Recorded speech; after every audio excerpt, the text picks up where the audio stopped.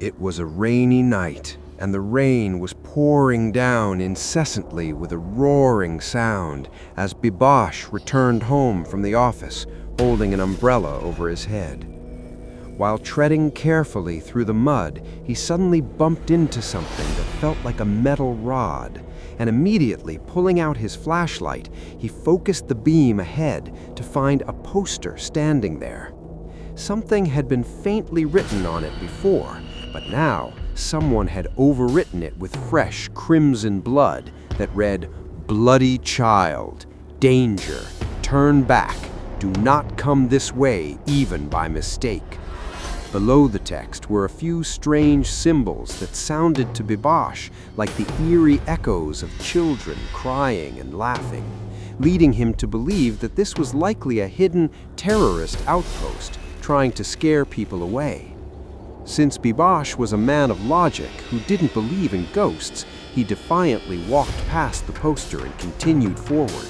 But as soon as he stepped inside that boundary, he noticed a bizarre phenomenon. Not a single drop of rain was falling where he stood, even though a heavy depression-led downpour was drenching everything else outside.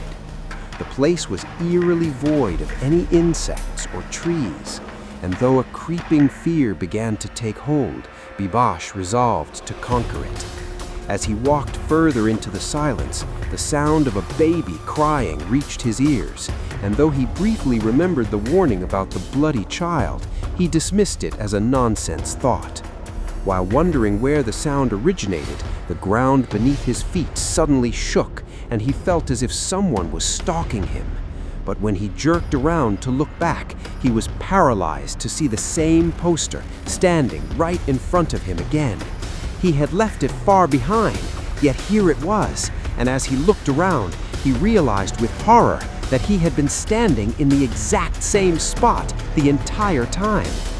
Panic-stricken, he tried to retreat, only to find that moving backward somehow propelled him further forward into the darkness until a violent shove sent him crashing to the ground.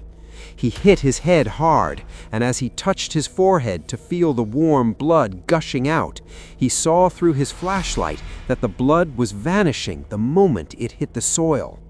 In that instant, a chilling slurp-slurp sound, like a babe drinking from a bottle, filled the air, followed by a haunting laugh, and Bibhash realized the child was a bloodthirsty entity.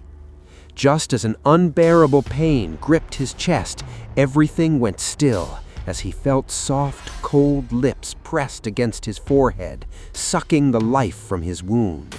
In the darkness, he glimpsed a monstrous infant, 10 times larger than a normal child, with tufts of hair on a mostly bald head, leaning over him to drink his blood. A strange, tragic empathy overcame Bibhash, and driven by his lifelong habit of never refusing anyone in need, he pulled a knife from his bag to cut himself further.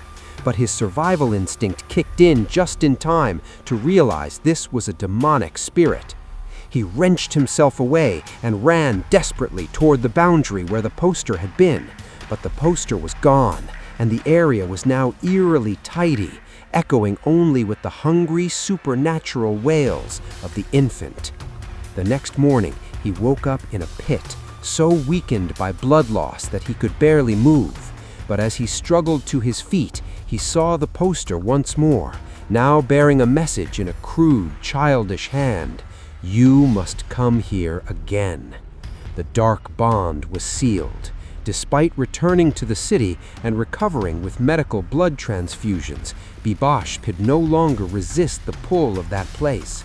Every night he would drive back to that cursed spot, strip himself bare, and use a blade to offer his own blood as a sacrifice to the entity, returning home every morning as a pale, bloodless shell of a man, only to wait for the sun to set so he could feed his bloody child once again.